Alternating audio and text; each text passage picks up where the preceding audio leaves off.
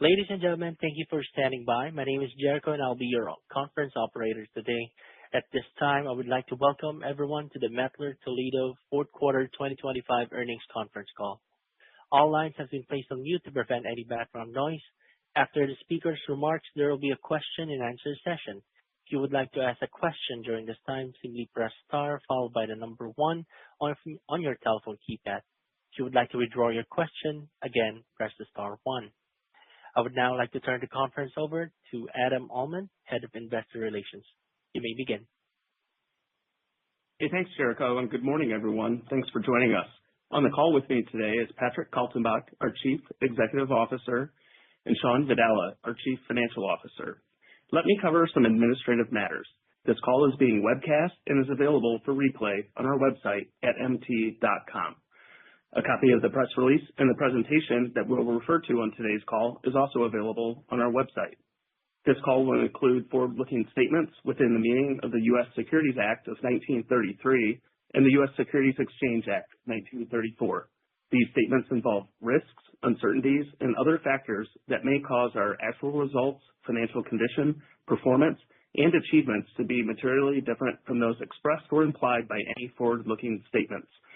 For a discussion of these risks and uncertainties, see our recent annual report on Form 10-K and quarterly and current reports filed with the SEC.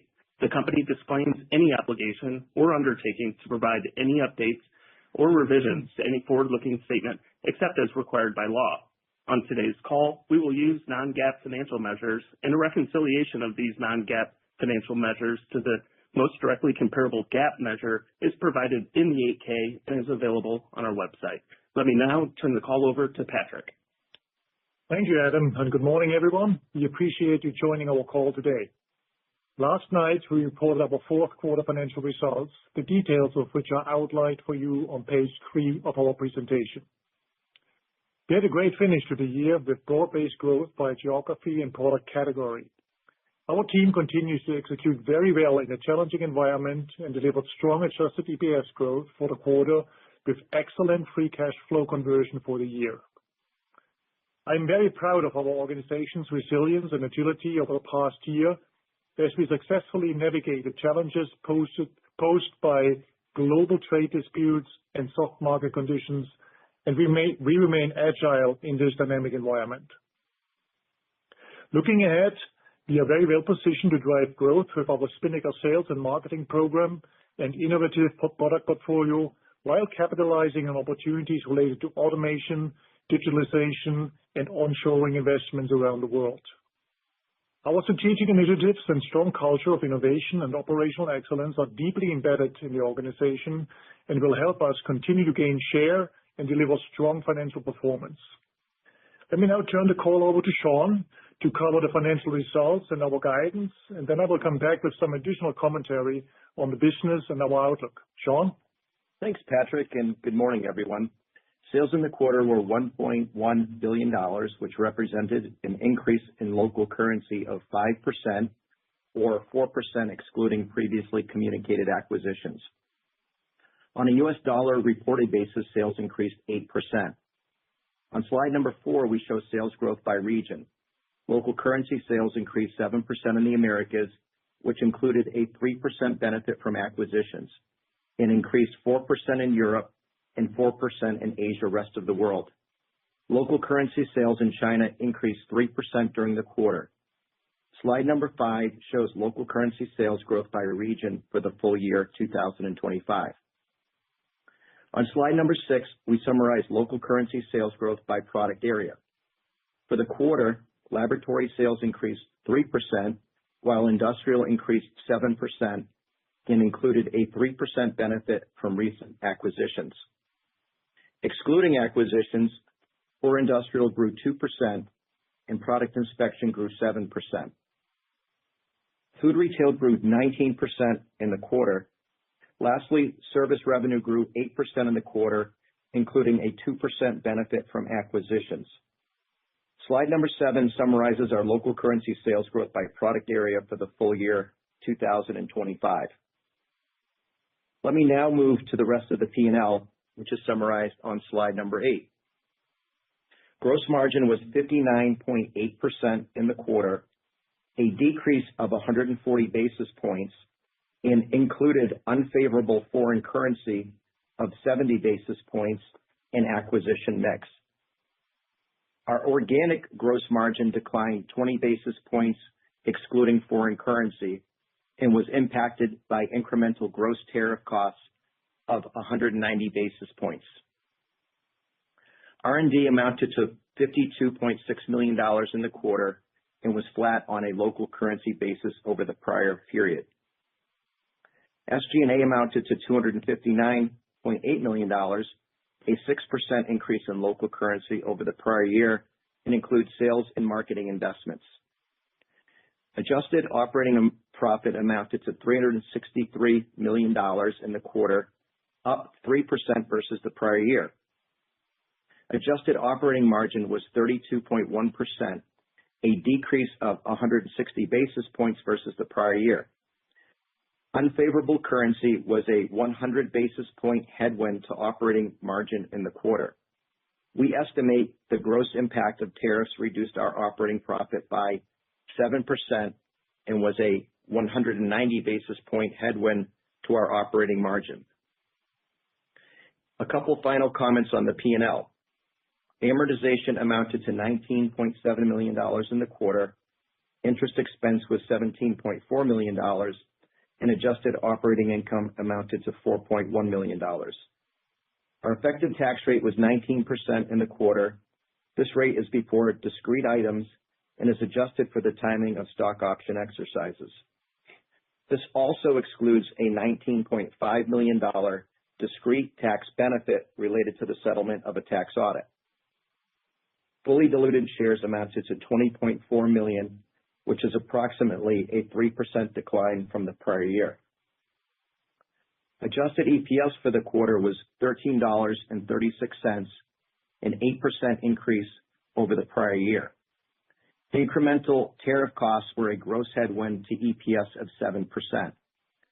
On a reported basis in the quarter, EPS was $13.98 as compared to $11.96 in the prior year. Reported EPS in the quarter included 28 cents of purchased intangible amortization, 18 cents of restructuring costs, a 14-cent net benefit from acquisition-related items, a 1-cent tax headwind related to the timing of stock option exercises, and a 95-cent discrete tax benefit. Slide number 9 summarizes our full year 2025 results. Local currency sales increased 3% for the year. Adjusted operating profit declined 1%, and our operating margin contracted 140 basis points. Adjusted EPS increased 4%. Excluding the impact of 2023 shipping delays that benefited 2024 results, we estimate local currency sales grew 4% in 2025, operating margin declined 80 basis points, and adjusted EPS grew 8%. Unfavorable foreign currency negatively impacted our operating margin by 50 basis points in 2025. Gross incremental tariff costs was a headwind to operating profit by $50 million, operating margin by 130 basis points, and EPS growth by 5% in 2025. That covers the P&L, and let me now comment on adjusted free cash flow, which amounted to $878 million in 2025, a conversion ratio of 99% of our adjusted net income. DSO was 35 days, while ITO was 4.2 times. Let me now turn to our guidance for the first quarter and the full year 2026. As you review our guidance, please keep in mind the following factors. First, our guidance assumes U.S. import tariffs, as well as the impact of retaliatory tariffs from other countries, will remain in effect at current levels. Second, while we acknowledge that headlines from some end markets like life sciences have been more favorable recently, geopolitical tensions remain elevated, and we assume customers are more cautious with their investments to start the year, with gradual improvements throughout the year. However, on a full-year basis, our forecast does not assume a significant improvement in market conditions in 2026 versus last year. Third, we feel very confident in our ability to execute on our growth and productivity initiatives and believe we are well positioned to gain market share regardless of the macro environment. Now turning to our guidance. For the full year 2026, our local currency sales growth forecast is unchanged at approximately 4%, or approximately 3.5% excluding our previously announced acquisitions. Our operating margin is expected to be up 60 to 70 basis points excluding the impact of currency, which is flattish to up slightly on a reported basis. Adjusted EPS is forecast to be in the range of $46.05 to $46.70, which represents a growth rate of 8 to 9%. At recent spot rates, foreign exchange is estimated to be a 1% benefit to sales growth and a slight headwind to EPS. For the first quarter of 2026, we expect local currency sales to grow approximately 3%. Operating margin is expected to decrease approximately 100 basis points at the midpoint of our range, or flat excluding unfavorable currency. We expect adjusted EPS to be in the range of $8.60 to $8.75, a growth rate of 5 to 7%. Currency for the quarter at recent spot rates would benefit first quarter sales by approximately 4% and would be neutral to adjusted EPS. Some further comments on our 2026 guidance. We expect total amortization, including purchased intangible amortization, to be approximately $78 million. Purchased intangible amortization is excluded from adjusted EPS and is estimated at $27 million on a pre-tax basis, or approximately $1.04. Interest expense is forecast at $70 million for the year. Other income is estimated at approximately $19 million, which is up from our previous guidance and is due to updated pension accounting that is partly offset by higher pension costs that are included in operating profit. We expect our tax rate before discrete items will remain at 19% in 2026. Free cash flow is expected to be approximately $900 million in 2026, which is an increase of 5% on a per-share basis, with the first quarter approximately $100 million, which is impacted by the timing of tax payments. Share repurchases are expected to be in the range of $825 to $875 million. That's it from my side, and I'll now turn it back to Patrick. Thanks, Sean. Let me start with some comments on our operating businesses, starting with Lab, which had modest growth in the quarter against strong growth in the prior year and good underlying organic sales growth for the full year. Our results reflect robust bioprocessing growth, especially with single-use consumables, which was offset in part by softer demand from biotech, academia, and the chemical sector. While headlines for pharma and life sciences markets have been more favorable recently, we expect customers to still be cautious with their investments to start the year.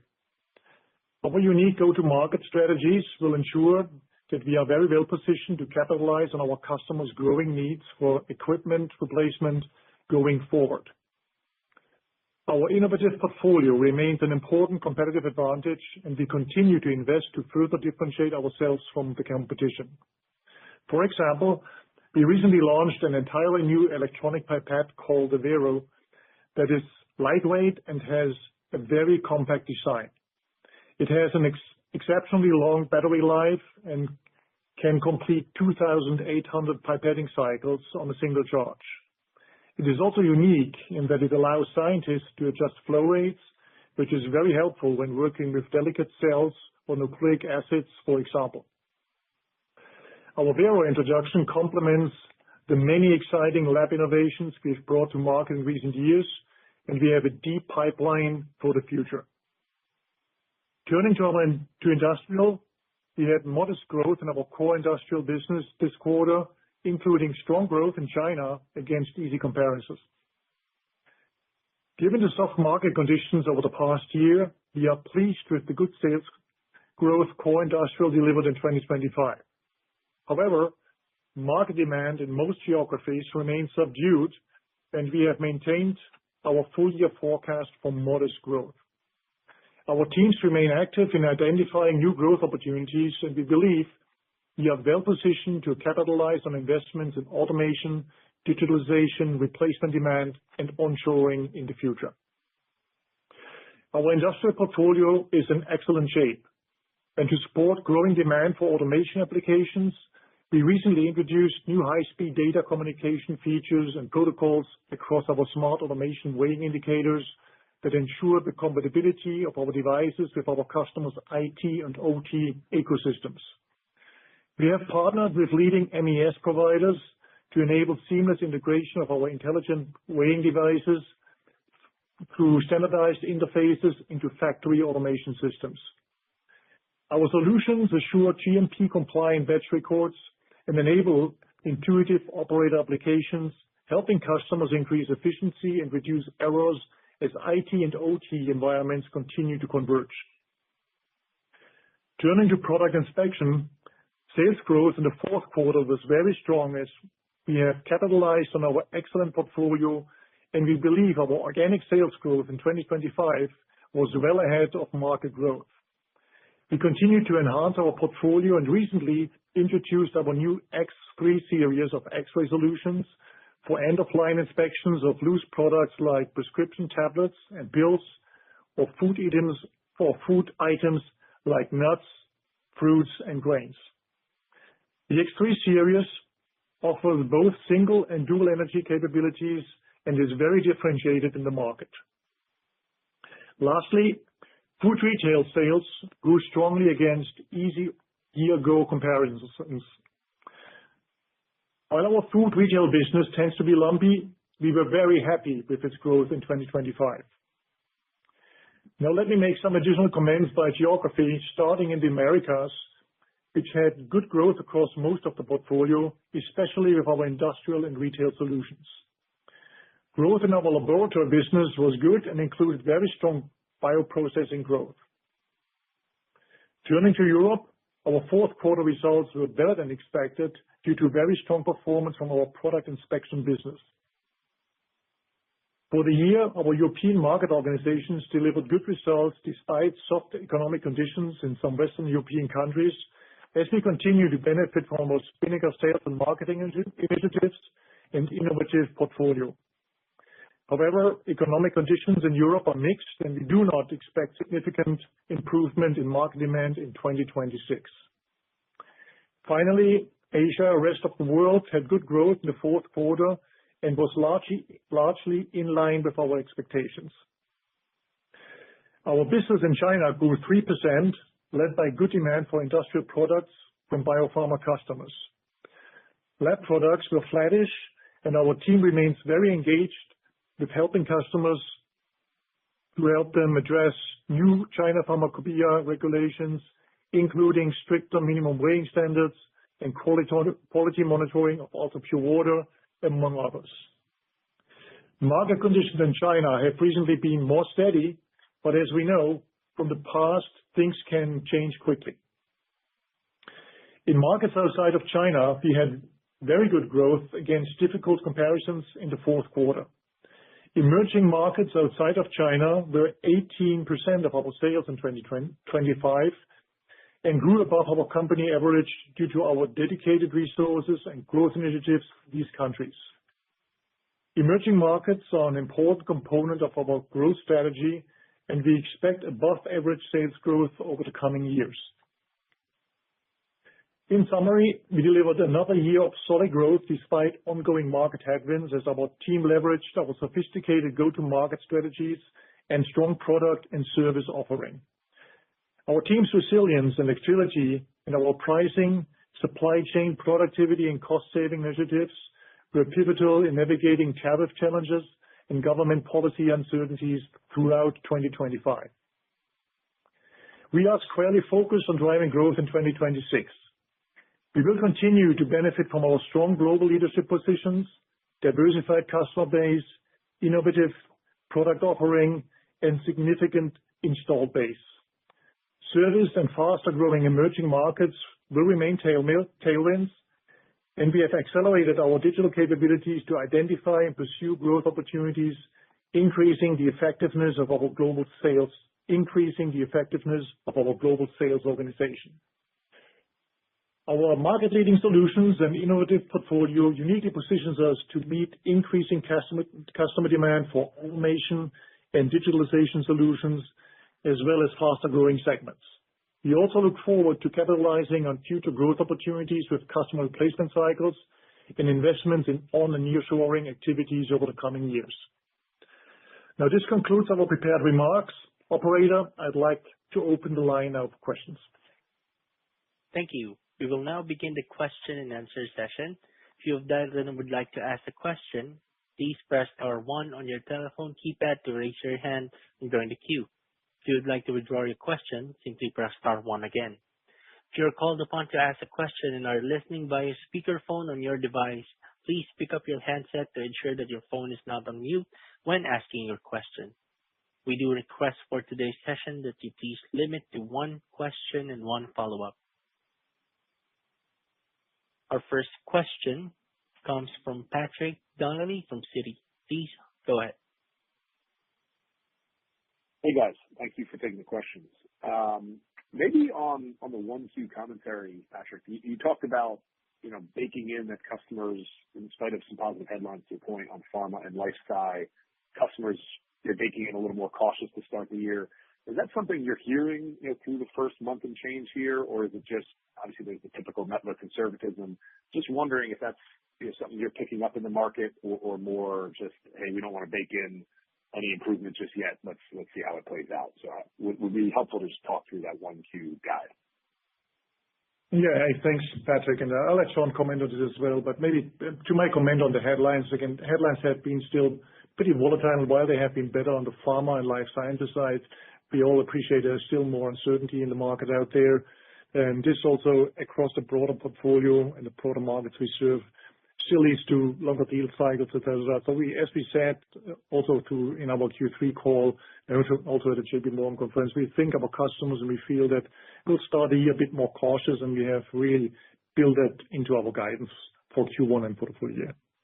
Yeah, and hey, just to echo what Patrick said, hey, we, of course, stepping back, we're, of course, very pleased with the fourth quarter, came in better than what we expected. Some, good broad-based growth throughout the portfolio. We can kind of dig into that maybe in a minute. And we're also very pleased with our full year guide, carrying forward that beat into 2026 full year, maintaining the 4% local currency guide for the full year on sales. But like Patrick said, as we previously mentioned, we do kind of tend to think that customers will likely start the year a little bit more cautious in Q1. It's always difficult to have visibility into Q1. Every time you're starting a year, it's a new year. You almost have to get through the whole quarter and get through March to really get a feeling for how things are progressing. But just sitting here today, it feels like, a prudent approach for us to take in terms of how we're looking at the first quarter. And as he says, we do expect things to kind of gradually get better throughout the year. Okay, that's helpful. And then, Sean, maybe one for you, just in terms of the components of the guide. Would love if you could break out how you're thinking about pricing versus volume, both on the revenue side, and then if you could give a bit of a margin build with pricing, FX, et cetera, would be very helpful. Thank you, guys. Yeah. So, hey, we continue to feel really good about our pricing program. Of course, one of the things that I like about pricing the most is that it really highlights the value proposition in the company. We've been really investing a lot in innovation over the last few years, and when you create value, you can realize pricing. So if you kind of look at our pricing, we're going to start the year off a little bit stronger because of the benefit of mid-year pricing actions from last year. So I'm kind of would expect Q1 to be in the 3.5% or so kind of a range. And then for the full year, we're kind of maintaining that 2.5% for the full year. From from an acquisition perspective, we would expect to benefit about 1% during the first half of the year from acquisitions, which would be about a half a point for the full year. And then that would kind of translate into organic volume for the full year of 1%, but it would be down by about 1.5% for Q1. And this kind of just gets back to that same comment about, just being a little bit more cautious, and frankly, just not surprised if customers start the year a little bit more cautious with how they spend, just given the volatility that we experienced or they experienced last year and just some of the uncertainty in the market. But hey, we also recognize headlines have been getting better, and hopefully we'll start to see things that translate into business as we go through the year. In terms of margins,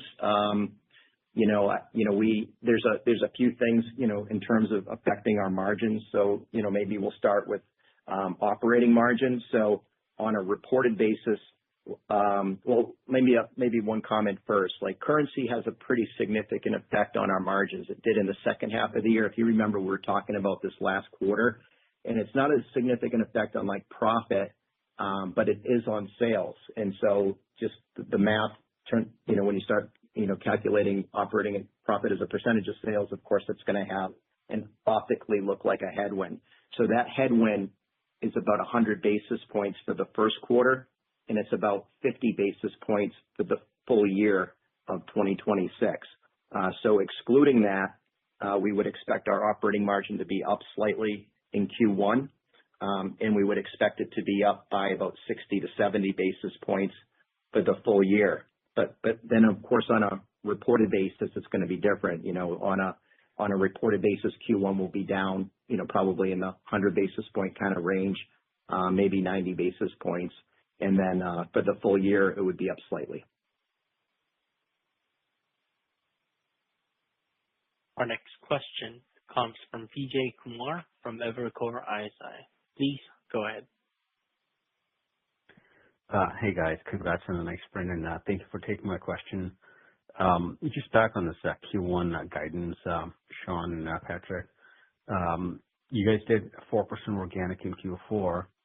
I think your Q1 is implying 2% organic. Correct me if I'm wrong. What causes that 4 to 2% step down, and what are you assuming for end markets? When you say cautiousness, can you walk us through the different assumptions you're having, industrial versus labs and pharma? Yeah, sure. So, hey, maybe I can walk through maybe, Vijay, kind of like the assumptions for Q1 full year, but also Q4. But as I kind of do it, you'll see that, when we look at the beat, there was a very good beat on the industrial side, especially process analytics. Not process analytics, product inspection. And then when you look at the geographies, you'll see Europe came in better than expected, also to a certain degree in the Americas. And as we were kind of entering the quarter, we were a little bit more concerned about Europe, but our product inspection business in Europe did particularly well. And then when we go through it, you'll also see that, kind of what steps down a little bit from Q4 to Q1 just in terms of growth rates. You'll see that, you'll see a little bit on the industrial side. You'll also see a little bit on the retail side. And also maybe this cautiousness in the Americas, as well as to a certain degree in Europe. So in terms of the fourth quarter, I think this might be out there, but I'll just kind of go through it quickly. So Q4, lab grew 3%. Our guide for Q1 is up low single digit, and our guide for the full year is growing low to mid single digit. Core industrial grew 4%, and our guide for Q1 is flattish, and our guide for the full year is up low to mid single digit. Product inspection grew 11% in Q4. Of course, that was 7% organic, and then the industrial, by the way, was 2% organic, core industrial. And then our Q1 guidance for product inspection is up mid to high single digit, and our full year guidance is up low to mid single digit. And then retail grew 19% in Q4, and our guidance for Q1 is up high single digit, and then our guidance for the full year is flattish. And then if we kind of like look at the regions, Americas was up 7%, which was 4% organic. And if you look at Q1, we're guiding up low single digit, and we're guiding for the full year up mid-single digit. And then Europe was up 4% in Q4, and then for Q1, we're guiding up low single digit, and then for the full year, also low single digit. And then China was up 3% in Q4, and then for Q1, we're guiding also up low single digit, and for the full year, up low single digit. Hey, that's very helpful, Sean. One on just on your EPS raise composition. I think my math looks like maybe half to be came from below the line trade between interest expense and higher pension income. What's the other, I guess, 30 cents or so raise coming from? Because it looks like top line didn't change. So you're talking the full year 2026, Vijay? Yes. Yeah. No. I think just to clarify, we, so our beat, the beat in Q4 was related to sales. I think some of the below OP stuff might be a little confusing, but we excluded some of those benefits from our adjusted EPS. Like, so for example, the one-time tax benefit. When you look at our 2026 EPS guidance, we kind of carried forward the EPS beat from 2025. We also increased our EPS for the benefit from Swiss tax rate. Tariff rate. So you might remember the Swiss tariff rate decreased from 39% to 15%. That had a benefit of just under 1% of EPS. And then, aside from that, there was a little bit of noise. We had foreign currency, which was a slight headwind, and we updated for that. And then we had a little bit of noise with better pension income that's going to help out a little bit below OP. But that's also, that's based on like how you do your actuarial accounting at the end of the year. But there's also maybe an offset in some of the pension stuff above OP and just some basic fine tuning at the end of the year. But, Thank you, stepping back, we're very pleased with raising EPS by 70 cents for the full year, which is about 2%, and maintaining our 8 to 9% EPS growth. Helpful. Thanks, Sean. Yep. Our next question comes from Dan Arias from Stifel. Please go ahead. Hey, good morning, guys. Thanks for the questions. Sean, food retail is pretty strong here. Is something picking up, or is that just sort of the inherent lumpiness of that business? The outlook, I think, for the year is flat. So I'm not sure if spending improvement makes that easier, or if the big 4Q just kind of creates a tougher comp, which makes that harder to reach.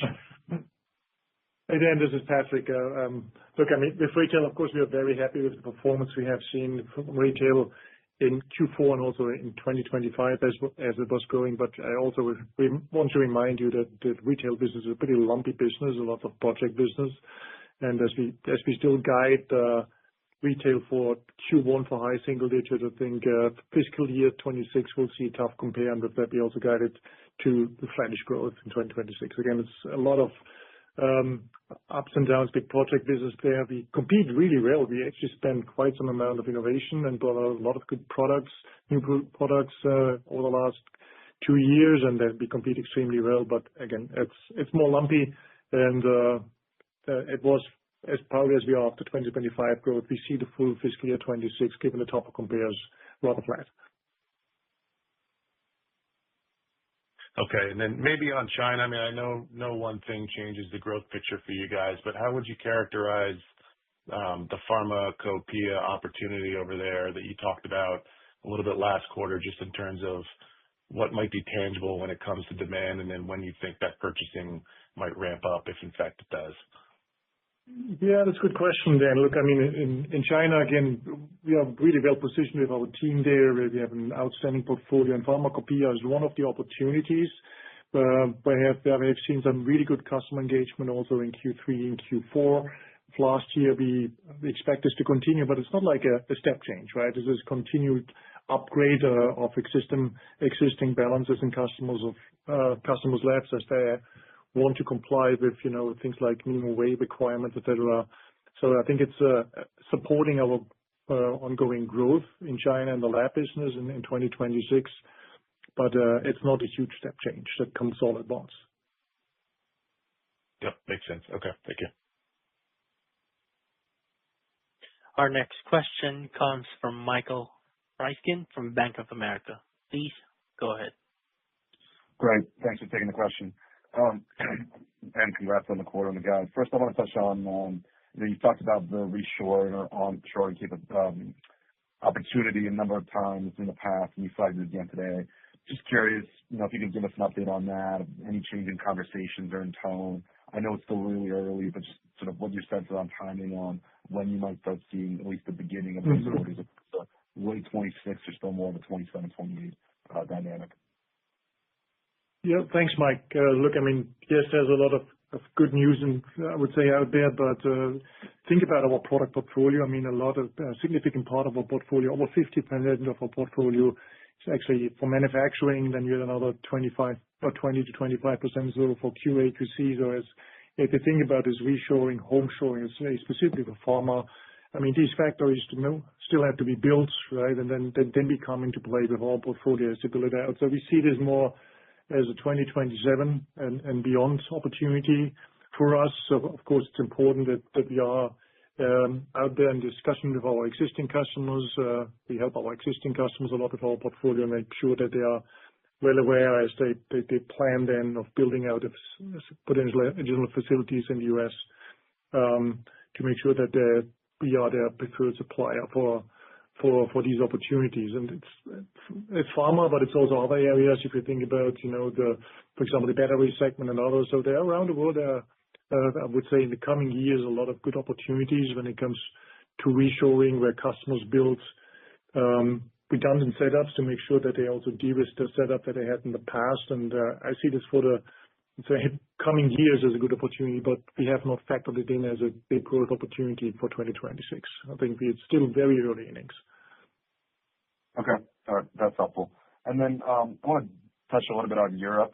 Feels like that's been doing a little bit better than expected. I think it stands out a little bit more for us the last couple of quarters, despite tough comps.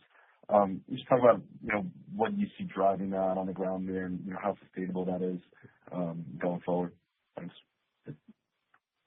Yeah. Hey, Mike, maybe I'll take that one. So as I kind of was alluding to before, kind of coming into the quarter, we were a little bit more cautious on Europe. We've been extremely proud of our European organization over the years. If you just look at the economy in Europe, it's the softer economy in the world, in more recent times.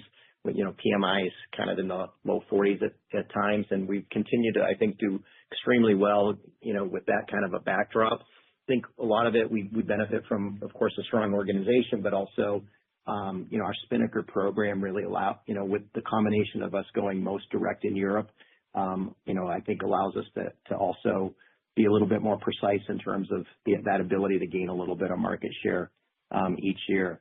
If we just kind of look at the fourth quarter, though, one thing that I mentioned before that really stood out was our product inspection business. We just had really strong growth in that business. And I think it's a theme we've seen in other regions, throughout the year, which is, some of the innovation that we've introduced to the market and recently has been just very well received. And a lot of that innovation is really trying to go more specifically at the mid-market segment, and we're doing quite well there. Otherwise, I'd say we're competing well in the other product categories in general, but with I'd say a more challenging backdrop than some of the other regions.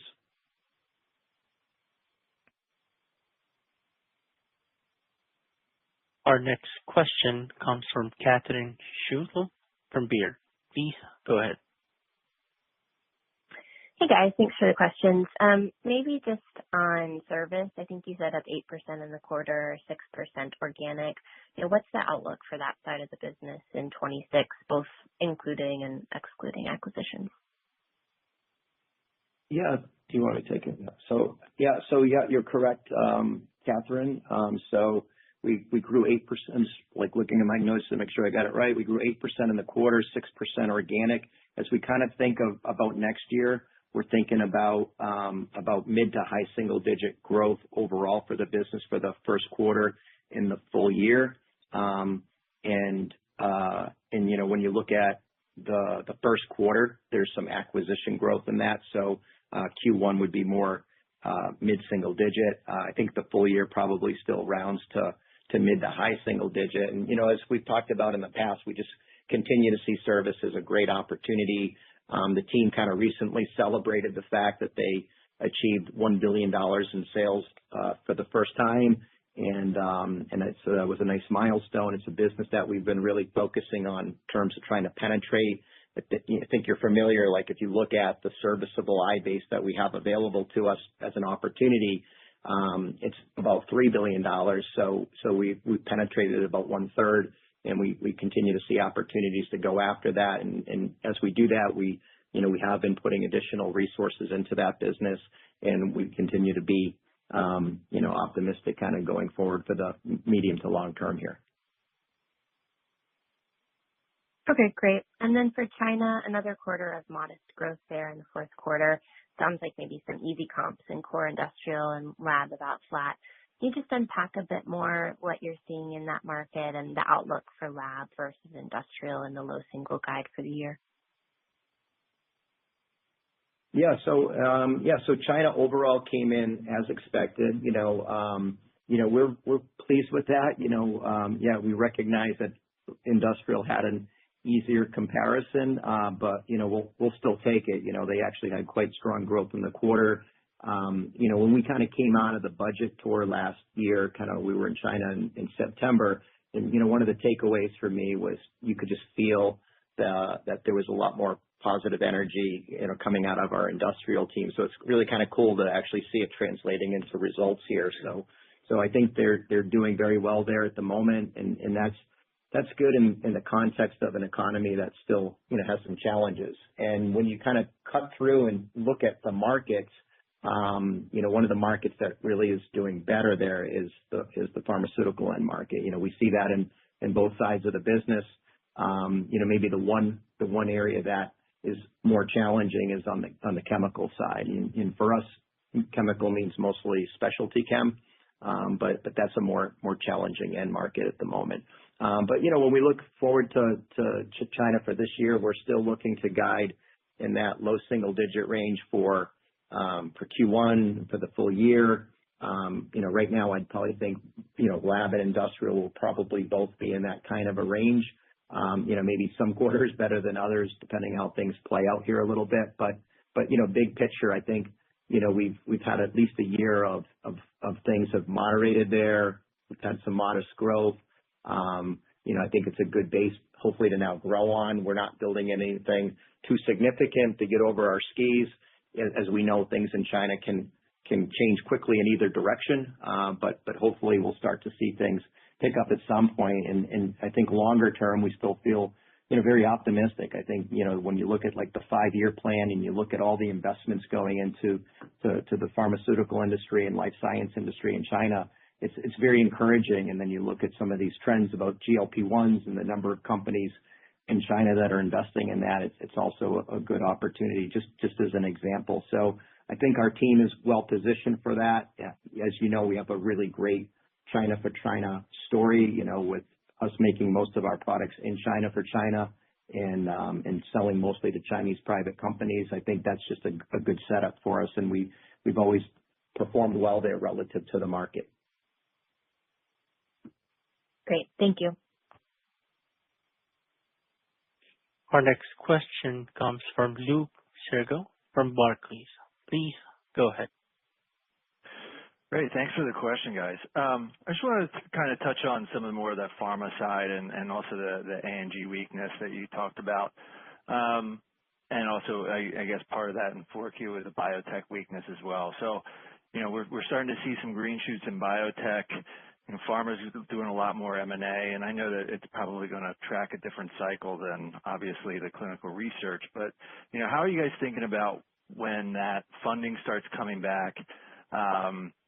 And, where in that cycle would you guys start to see some of the pickup? Or if this biotech or like the early stage pharma where you're seeing weakness now is more just associated with kind of the academic funding environment? Yeah, maybe I take that. Look, we are, I think, quite excited about the overall biopharma and specifically biopharma processing activities that are going on. And Sean made a comment here on GLP-1 and others. I think that's actually where we see good momentum in the market, almost around the world. So that's what I would say is a growth driver for us as well. And you mentioned academia and government and biotech. We have actually pretty small exposure in that area. It's mainly in the area of liquid handling and, with the pipette business, et cetera. Otherwise, we are not really prominent in that segment. And it's hard to say when we really would see a pickup there. Of course, depends on some real good funding that should come back into the biotech and academia area. Again, we would first see that on the pipette business, if that is picking up again. And right now, we saw that business in Q4 still a little bit under pressure. I think it was slightly declining in Q4. And we have to wait and see again when the funding is really coming back and when we see more momentum. But I think would say that the indicator there for us would be more on the pipette business. But as a reminder, it's a smaller part of our overall business. Got ya. And then one for Sean, on the GMs, and I understand this is a completely fluid tariff environment for you guys, but more generally, we've kind of seen this kind of tick down in gross margins across the space. And, is there a dynamic going on with you guys where your tariff mitigation efforts outside of pricing, those are ongoing, and then you're starting to get some pressure here from your suppliers, and there's just going to be a mismatch between timing of when you can pass that on to your customers? Is that, just trying to figure out where this kind of ultimately shakes out, or for you guys just being forced right now to kind of eat it until things normalize? No, actually, we're doing quite well in terms of managing the input costs. I think the Stern Drive program has really been helping us out. That program has a lot of sophistication, like a lot of our programs when it comes to like digital capabilities and our ability to like really look at what should something cost. So it's called should costing, and we can like really diagnose opportunities that we can leverage as we look at our cost structure. I think what's making what was already a confusing year with tariffs more confusing is that currencies have changed, quite a lot more here in the second half of the year. And I was trying to explain that earlier in the call, but I wouldn't dismiss that, right? Like it's like a 70 basis point headwind to gross margin in Q4. And, as I mentioned before, we're going to see that kind of carry forward to the first half of next year. And then some of these recent acquisitions, while on an OP basis, they're fine. Just when you start to look at some mix effects, we start to get a little bit of unfavorable mix in terms of gross margins, kind of like the way you think about the service business, right? It's like good when it comes to OP, but in terms of gross margin, it might be a little bit dilutive. And that's because a lot of these recent acquisitions were distributors, which were largely service businesses. And then any incremental product sales is going to be smaller just by the virtue of the fact that they were a distribution partner.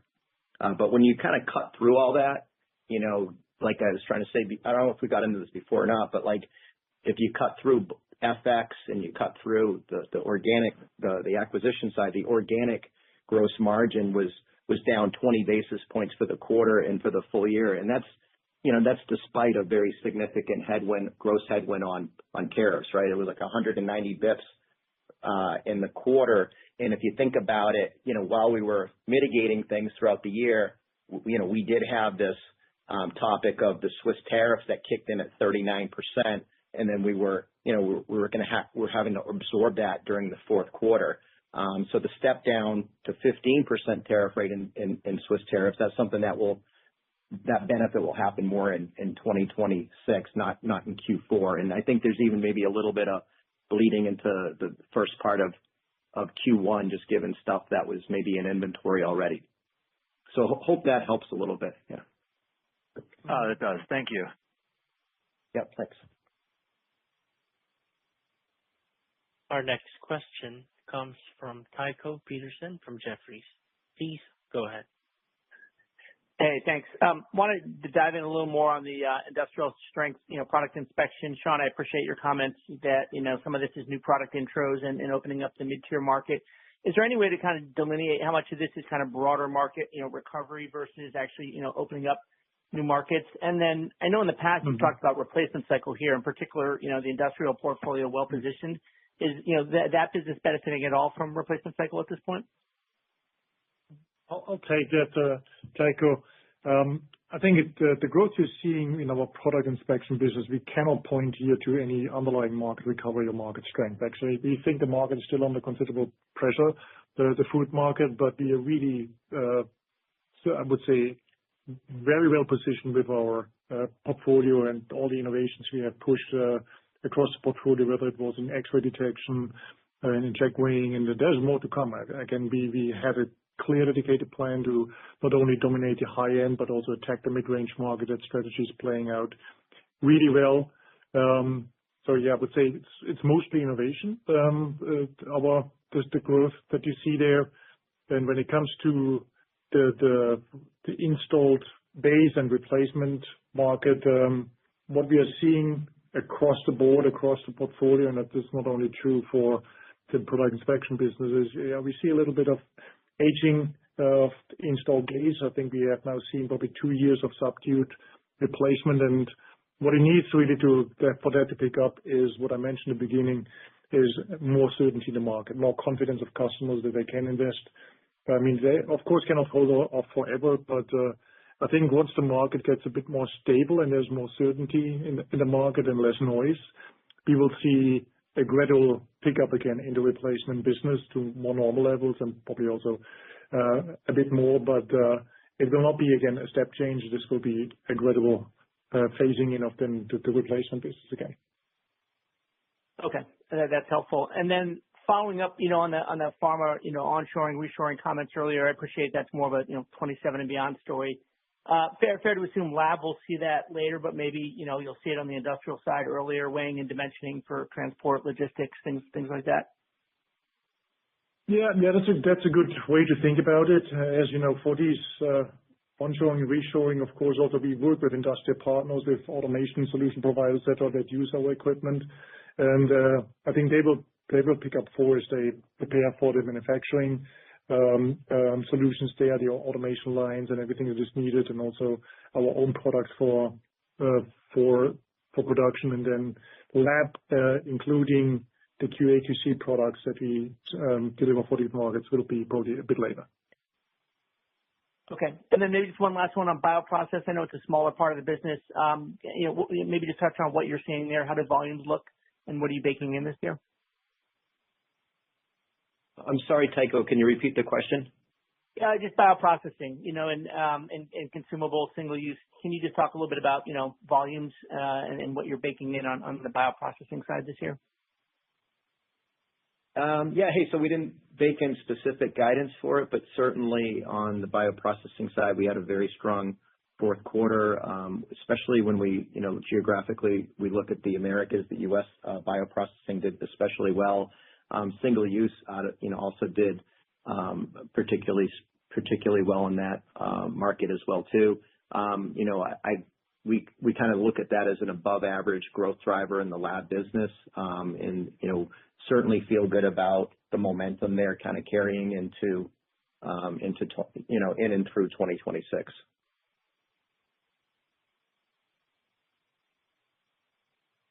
Our next question comes from Doug Schenkel from Wolfe Research. Please go ahead. Hey guys, thank you for taking the questions. So I guess another question on lab. I think in Tycho's last question, he got at the bioprocessing component there. But, again, Q4 results came in pretty well ahead of estimates. You grew solid mid-single digits on a really tough comp, and you accelerated on a 2-year stack basis.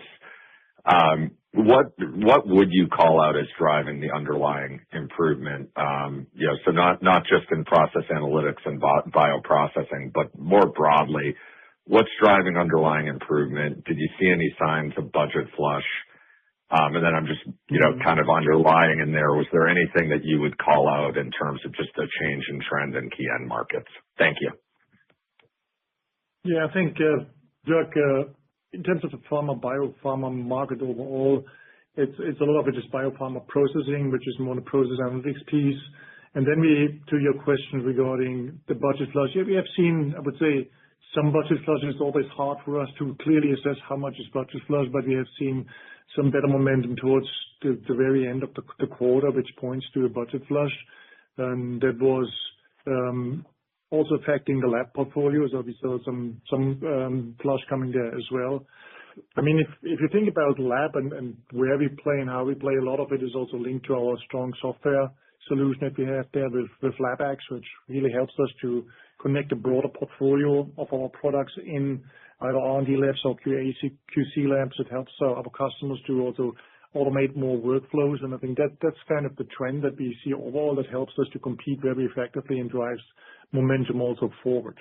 That's something where we have really a stronghold, where we invest a lot to not only drive automation in the industrial piece, but also on the lab side. And I think that's probably one of the things that also helps us to pick up more momentum in the market.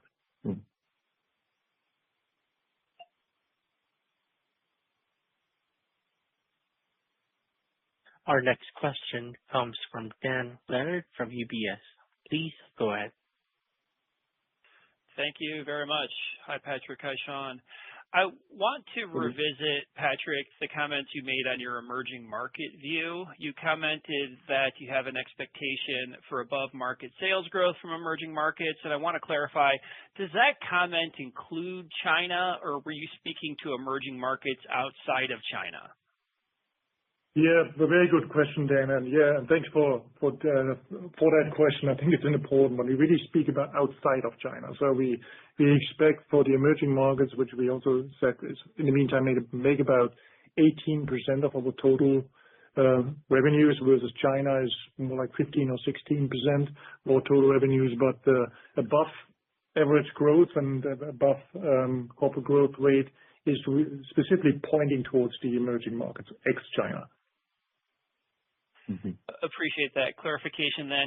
And then what is your updated view on growth in China over the medium term? Is that fleet accretive or fleet neutral? Yeah. So, hey, we're not necessarily formally updating guidance on China. I think we are very optimistic still about the medium to long term. We clearly acknowledge that, it doesn't need to grow at the rates that it grew, in the pre-COVID era. The last time we updated our algorithm for growth, we were kind of looking at high single digits for China, but, sitting here today would be very comfortable if it was mid-single digit with our ability to still hit our, 6% plus long-term sales growth algorithm. And just as one example, the emerging markets outside of China are now bigger than China, and we kind of see a lot of growth opportunity there. But there's also a lot of other things going on inside the company that we feel good about. So.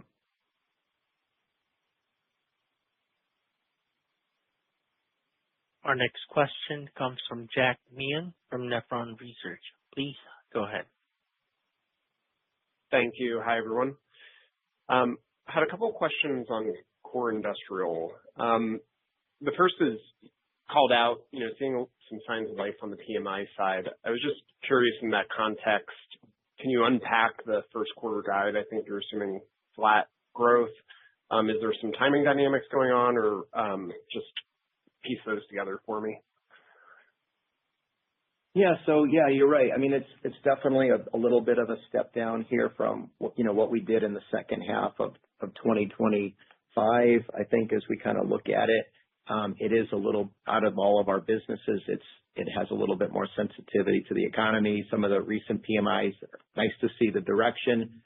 Certainly there's a lag in terms of when we would see that in our business. Kind of as a reminder, about 60% of core industrial is sold into a combination of pharma, biopharma, food manufacturing, and chemical. And out of those three sectors, the chemical sector, has been under more pressure this year, probably expected to continue to be under pressure in Q1. And, we're just assuming as the typical company starts the year, they're just going to be, a little bit more cautious with how they, release funds. And, we'll see how it plays out. As you know, we only sit on, 1.5 months of backlog typically at any point in time. So, but that's just kind of how we were thinking about it when we guided it, last quarter for this year. We've tried to communicate on that we wouldn't be surprised if things start off a little bit slower this year. And certainly, that's how we feel sitting here today. So. Got it. Okay. And, let's say there's a scenario where we continue to see, positive trends on the PMI front. Can you talk about, just remind us, like, what the drop through is? Like, if we did see incremental organic growth, what the flow through would be on the margin line? I think on the core industrial side, it's going to be, right around corporate average. It depends, of course, what part of the portfolio you're in, but like if you're into the part of the portfolio that's really serving the opportunities regarding automation and digitalization, which is the faster growing sector, that's above corporate average. But, some of the stuff that's a little bit more cyclical tends to be, below corporate average.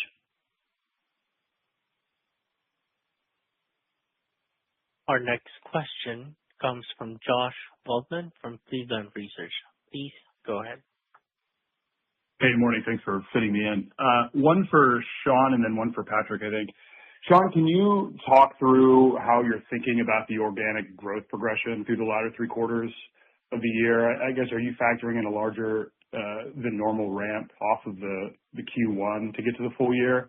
And then on the embedded caution to start the year, I guess, are you seeing this in the order book when you consider normal kind of order seasonality for January? Yeah. So, hey, maybe I'll take the first part of the question, first. So I think if you look at our ramp up, it's not like a significant ramp, yes, we're going to be down a little bit organic volume in Q1 per our guidance. But if you look at the second half of the year, probably implies something in the 2% kind of a range in terms of organic growth. Now in the second half of the year, we'll have a little bit less pricing and a little bit less acquisition benefit. So that number, might not be as high as, just simply adding the increment of organic volume.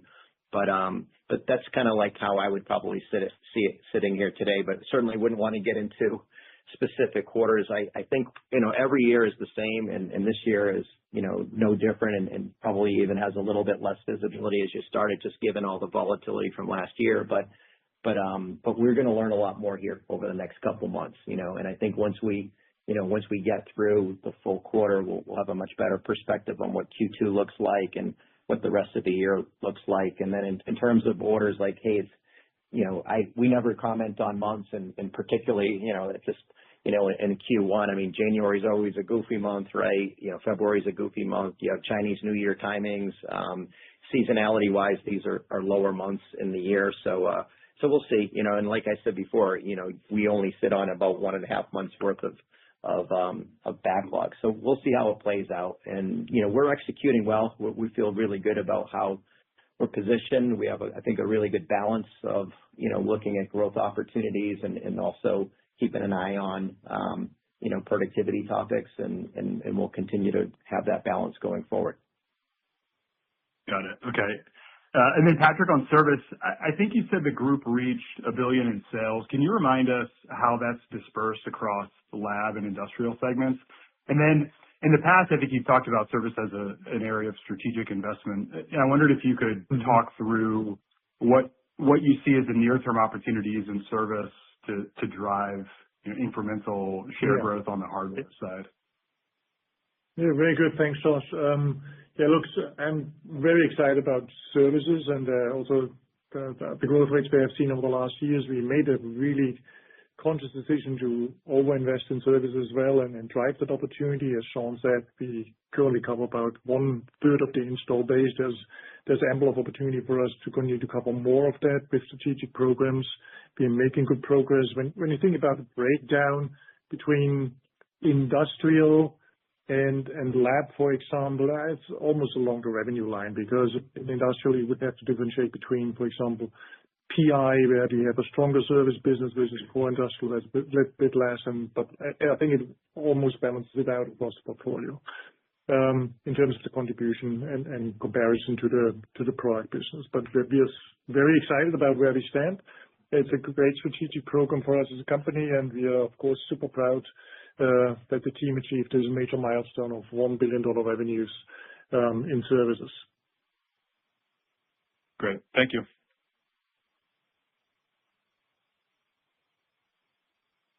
That concludes the question and answer session. I would now like to turn the call back over to Adam Uhlman for closing remarks. Hey, thanks everybody for joining us today and for your excellent questions. Please feel free to reach out if you have any follow-ups, and have a great weekend. Take care. Bye. This concludes today's conference call. You may now disconnect.